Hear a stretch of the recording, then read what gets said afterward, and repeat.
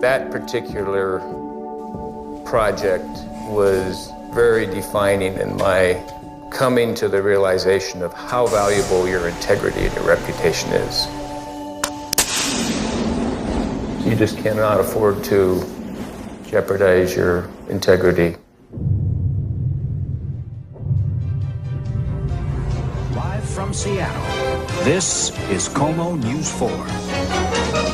The $12 million expansion project was to add 13,500 seats to Husky Stadium and was well on the way to an August 1st completion date. I can tell you with Paul Leidig, when you agreed to do something, you knew he was going to hold up his end, and you're going to hold up yours. When early this morning, an iron worker noticed that one of the giant beams had buckled. The superintendent under Wally was Ed Griffin, and Ed noticed that some columns didn't look right. I found the problem in the truss, and it was a long split in one of the tube steel trusses. We came in that morning and there was a bubble at one of the temporary connections. Wally ran up there and he said, "It's worse than what we ever thought." He said, "Get everybody out of here." I heard this incredible noise. My house shook. It was like 3 rifle shots when bolts started shearing. It was just bang, bang, bang. I can close my eyes and still see it falling. But miraculously, no one was hurt. More than 100 construction workers were immediately cleared from the site, and it's a good thing. Wally had someone go check that shack, and there just happened to be someone in it. His words were, "You son of a bitch, I owe you." How could this happen? What do they do now? And will it be ready for football season? People entrust us to do major things for them, and they have to believe that they're dealing with people who have a high degree of integrity. Paul Leidig and Altar and Mike Lude were meeting to discuss whether the stadium could be constructed in time for the first game. Paul responded that absolutely, as long as he kept the bureaucrats out of his way. If he told you something, it was going to happen, and I think that's kind of been something that's embedded in our people. He was a great mentor. In many respects, he was kind of like a father figure to me. There were some of us that was working about 18-hour days. Larry, Gus, Wally, and I, everybody was out there working on it to get it done. Paul stepped up, utilized his own funds and basically financed the rebuild. We resumed construction in April of '87 and ended up completing in time for the September 5th game. Touchdown! Yeah, that was quite the day, though. Unbelievable sense of accomplishment. It was a great game. Huskies won, and the rest is history. 9 years later, he was still running Leidig. Paul died of a heart attack in his sleep. I was actually working on an estimate, and I got a call, I believe from Darlene, to tell me that Paul had just passed. When Paul died, we all wanted Larry to take the reins because he was just one of us. After getting the news, which obviously was a shock, I got my current 3 partners together. And he said that he'd like to do this, but he wanted to make sure that he had, his partners, the people that he would want to build this company with, and that was me and Gus and Mark. We all came up through the ranks, right? So we all started at the bottom and know what it's like to be an employee that's living paycheck to paycheck. Paul died on the 10th of September. My son was born on the 15th of September, and Larry bought the company on the 16th of September, 1 week. Some of the earlier meetings, we said, we have to keep our eye on the ball. Let's get work, let's build it profitably, let's take care of our people, and let's don't let all this other stuff distract us from those basic things. My dad always taught me, given enough time and enough money, anybody can build a building. But the art of it is to build something that's for the right price and for the right time frame. That's the difference. We've never really had problems. We've had challenges, and we've overcome those challenges working together. We had great success. We did well. We just continued to grow year over year until 2008, which was I believe it is our biggest year. When 2008, 2009 came along, you literally went after everything that was out there because the amount of projects available dropped significantly. And we still didn't really feel like the recession had hit us early on, but we knew that it was only a matter of time before that backlog was worked off, and there was uncertainty. There were big decisions that had to be made that affected people's lives. It's the first time we had to lay off people. I mean, by far the worst day of my life. You know, and that when we had to lay those people off, that was the only time in the history of the company that ever happened. And so that was hard. That was a hard pill to swallow. When we went through the actual layoff, we made a conscious decision that we have to trust our people at a higher level. And so we decided that we needed to push down what we call authority with accountability. We said that the VPs used to do this. Now the guy a level or two levels below is going to do that.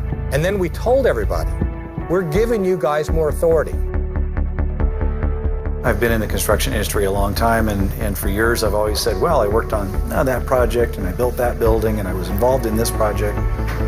You know, since I've been here, I hope that is more about I had an effect on this group of people, or that individual was able to rise up and do something great with their career. When I see that our people step up and own the issue, own the challenge, knowing that, you know, that it's difficult, they raise a notch in my book. There wasn't any one or two or a handful of really big jobs. There wasn't a new market necessarily that we penetrated kind of right after that. It was, we hunkered down. If you don't have a little bit of pain, how do you grow? Aren't tested with a little fire in your career. You don't feel the fire and you don't feel the heat. How do you get better? If we're really fulfilling business partner and employee needs at the level that we expect ourselves to, that's a huge responsibility. To me, if you look at all those, I mean, honesty, fairness, quality, none of those come easy.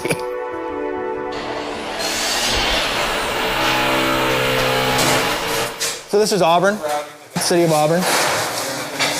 And maybe somewhere between 5 and 10 years ago, they annexed the community to make it a little larger. Back then it was 26,000 people, and now it's annexed up to 46,000.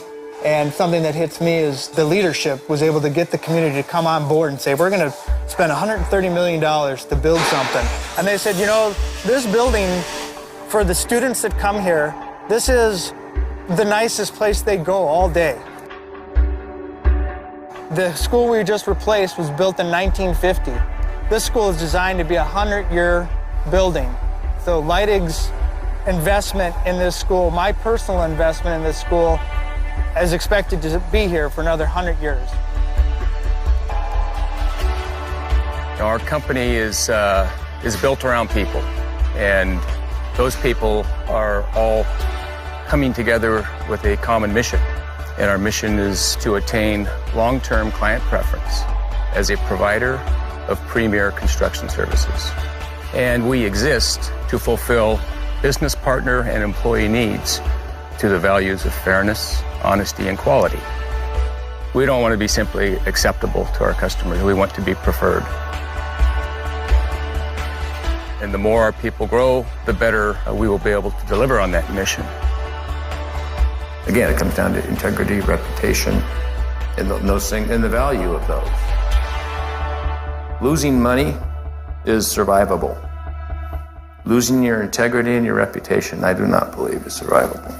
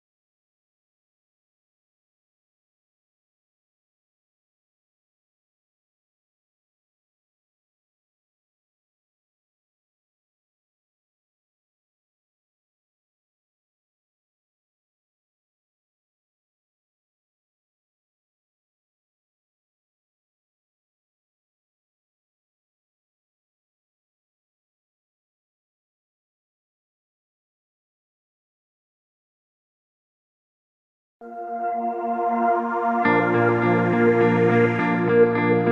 decided we wanted to give back to our community, and that's how the climb came to be.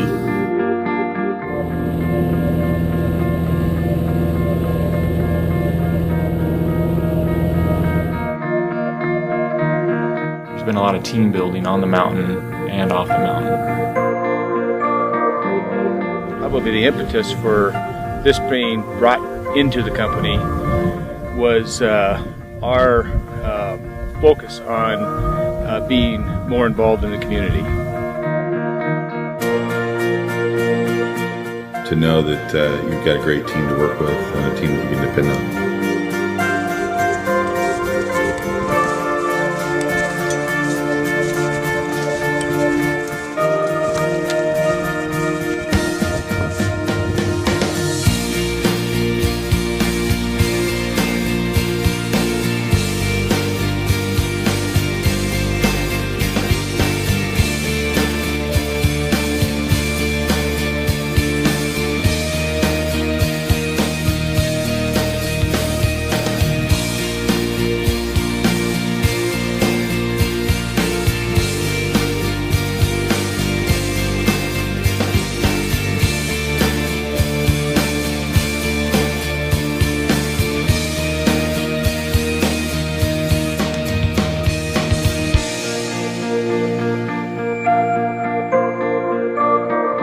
Coming together as a team and working together, we can take our achievements to a much higher level.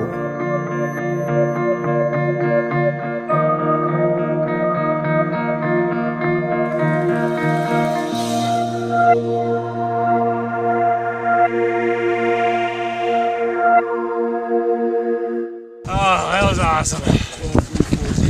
Good job, my man.